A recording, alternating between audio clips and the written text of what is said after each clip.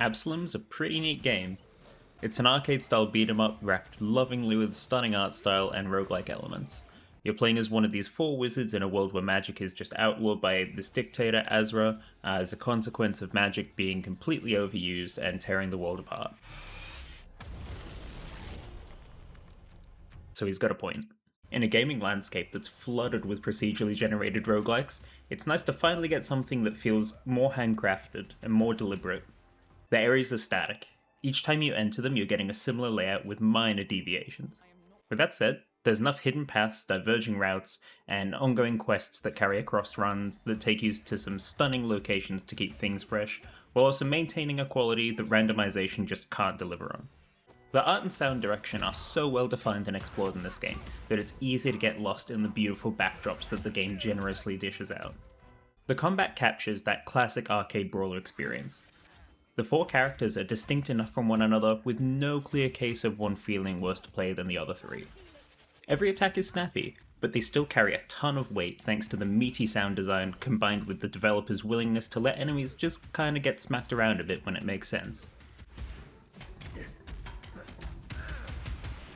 Here, they react how you'd expect them to when a dwarf headbutts them, or a giant greatsword comes slamming down, and it's incredibly satisfying juggling goblins long past their expiration.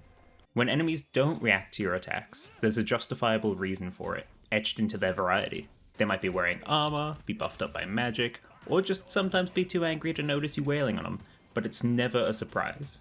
The variety in the design and encounters keeps things fresh as you're exploring the different regions of Absolum, and it's something that carries over to the plethora of different boss fights. In my mind, the boss is the most engaging part of Absolum.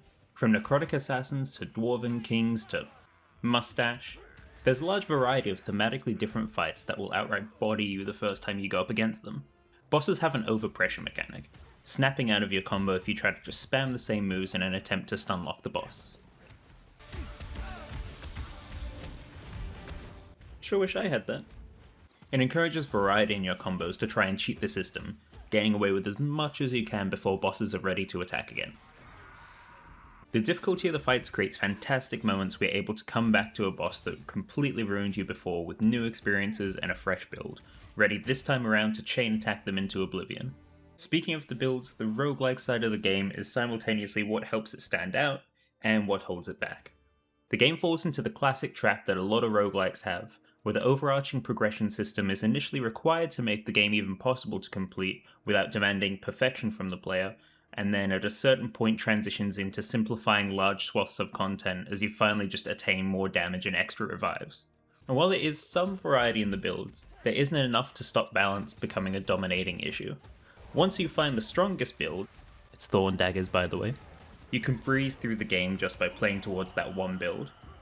With items that let you decide starting ability types as well, that starts to become even easier, and really reduces the flexibility of the roguelike systems that didn't have a world of variety in the first place.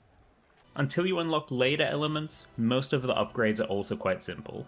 On square do this kind of damage, on triangle do that, on dodge spawn this, and it starts to mentally take a backseat despite being at the forefront of the gameplay. Items also tend to boil down to uninteresting stat bonuses a concerning amount of the time, and while characters do have these insight abilities that change how they behave and can mix things up, they only appear as rewards from certain boss fights and don't always make a big impact. In spite of that, Absolum is still one of the best feeling games I've played in a very long time. The satisfying gameplay and replayability had me hooked enough to complete everything, including the bullshittery of just getting to the final boss. For all the highs and lows I faced in the game, it was never for 1 second boring. Hell, the only way I could have enjoyed it more would be to play with a bunch of friends, and when I get some of those, you'll be the first to know.